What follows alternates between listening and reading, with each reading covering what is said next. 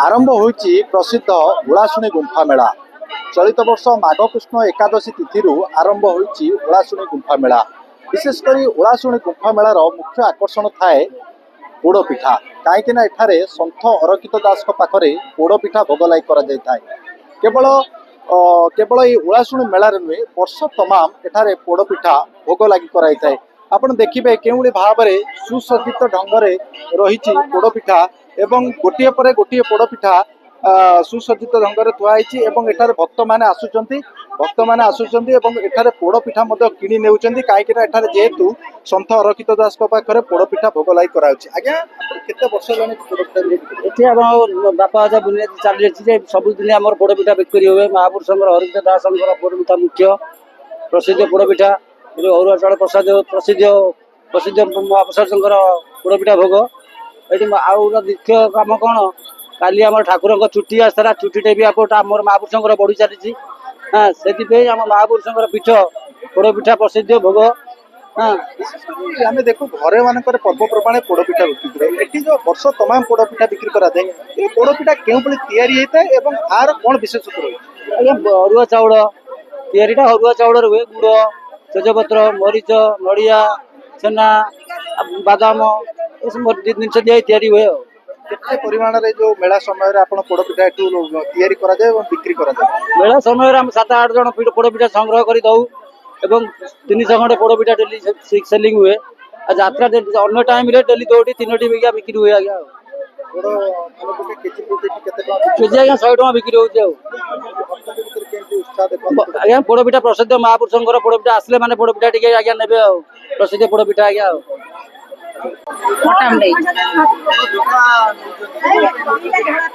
नौटा भल पोड़ पिठा बोले ठाकुर बहुत विश्वास आम आसू वर्ष वर्ष बहुत आम उपकृत हुए। ठाकुर पाखे भोग लगे पोड़ पिठा ठाकुर हूँ फेवरेट पोड़ पिठा भोग बहुत भल लगे। आम आस 4 वर्ष ये पोड़ पिठा बहुत विश्वस्त पोड़ पिठा घर तो आम करूँ किंतु ये ठाकुर ये बहुत भल पोड़ पिठा से ठाकुर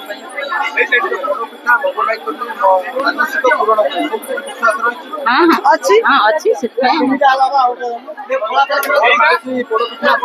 हाँ हाँ विश्वास अच्छे आम भल मत जहाँ मानसिक कले पूरण होती आसुच एत दूर कहीं आस पट्टामुंडे पट्टामुंडे आसु के 3 वर्ष 2 वर्ष वर्ष मन हो माने ये गुफा को बिक्री आम आसला आउ थे पूरा से 5 कतरू लगी आज प्रथम कौन 5 कतरू लगी घरे जे भोग कर पूजा कर हाँ ना ये भल ना जहाँ ठाकुर गोटा महात्मा अच्छी बुझे तेणुक जहाँ मानसिक पूरण हो जाए। हाँ पूरण जहाँ आम मन चिंता पूरण हो ये ठाकुर जगह जिन अलग घर बड़ पिठा अलग 5-7 वर्ष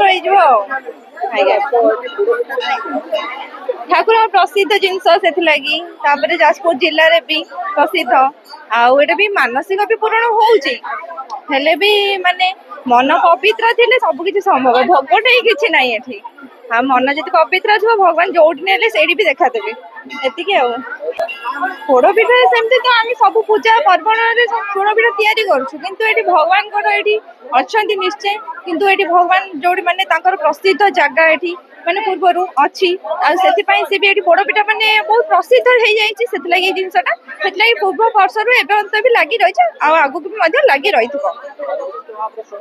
भाव में भक्त मान प्रतिक्रिया आज एठारे पोड़पिठा सन्थ अरक्षित दास पाखे भोगलाई कले समस्त मानसिक पूरण हुए बोली विश्वास रही। ओलाशुणी पीठ परिसर हेमंत दास नंदीगोष्ठी।